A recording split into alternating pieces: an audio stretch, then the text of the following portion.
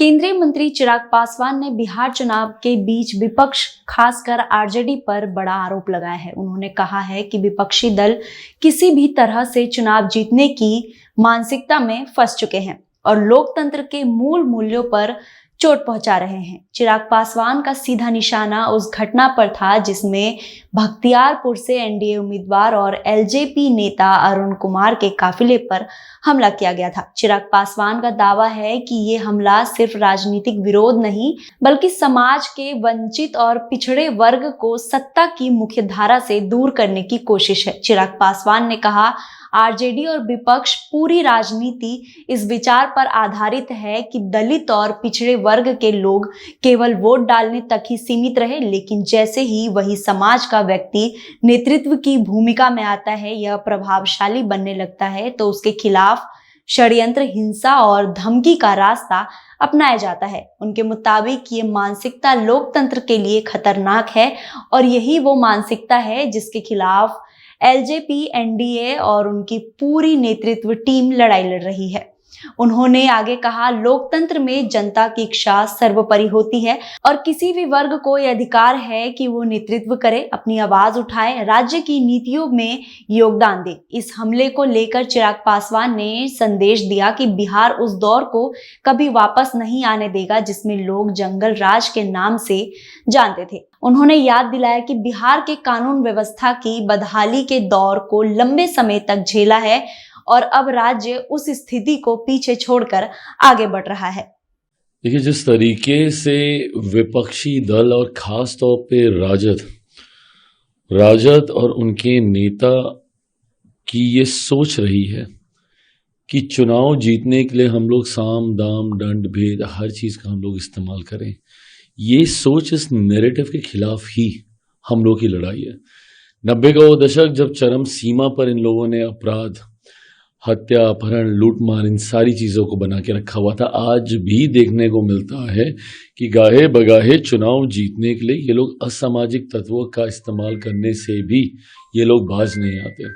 जिस तरीके से बख्तियारपुर से एनडीए के प्रत्याशी, लोक जनशक्ति पार्टी रामविलास के प्रत्याशी अरुण कुमार जी, जिस तरीके से आज उनके काफिले पर, उनके साथियों पर जिस तरीके से विपक्षी दलों से जुड़े हुए या सामाजिक तत्वों के द्वारा हमला किया गया, ये पुनः सोचने के लिए विवश करता है कि जो समाज के वंचित वर्ग से आते हैं, अति पिछड़ा वर्ग, समाज का दलित वर्ग से आने वाले लोग, राजा जैसे लोगों की ये सोच रहती है कि ये सिर्फ और सिर्फ वोट देने के लिए हैं, वोट मांगने के लिए नहीं।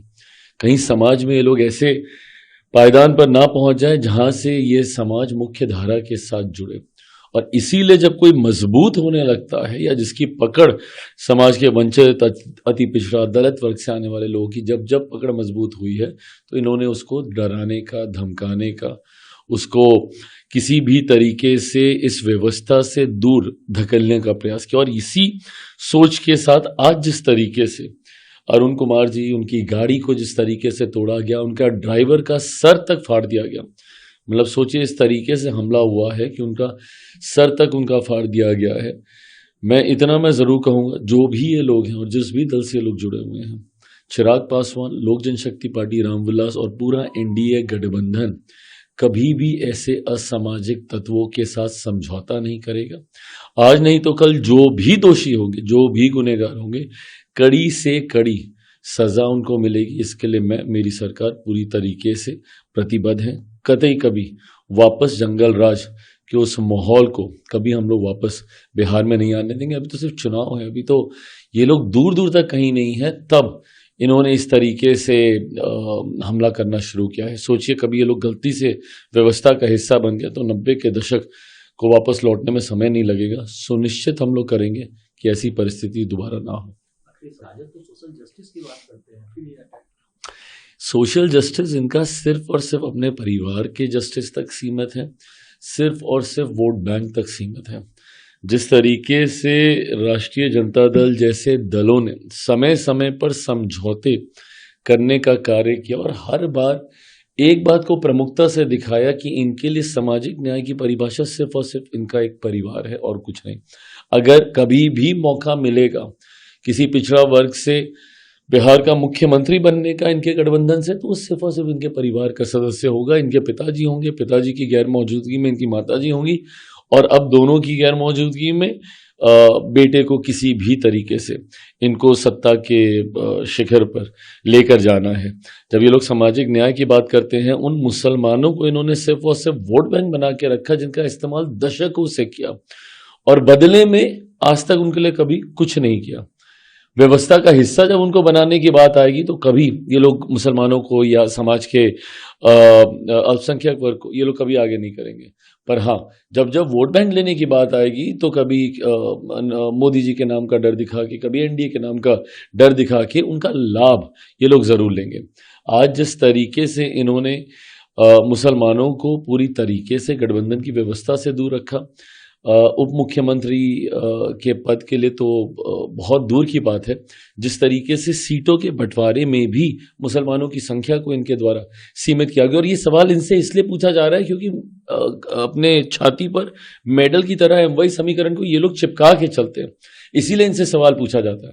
भाई, मेरी सरकार तो सबका साथ, सबका विकास, सबका विश्वास, सबके प्रयास की बात करती है। मेरी खुद की party Bihar first, Bihari first की बात करती है, जहाँ पे 14 करोड़ बिहारियों की हम लोग एक सुर में हम लोग बात करते हैं। पर इनसे सवाल इसलिए पूछा जाता है क्योंकि छाती में ये लोग एकदम मेडल की तरह ये लोग टांग के चलते हैं एमवाई समीकरण, जिसमें एम इनका मुस्लिम है और वाई इनका यादव है। यादव की बात आएगी तो सिर्फ एक परिवार आएगा, और जब एम की बात आएगी तो उनको सिर्फ वोट बैंक बना के रख दिया जाता है। कभी इसको व्यवस्था में ये लोग कभी जुड़ने नहीं देंगे। ये परिभाषा है इनके सामाजिक न्याय की।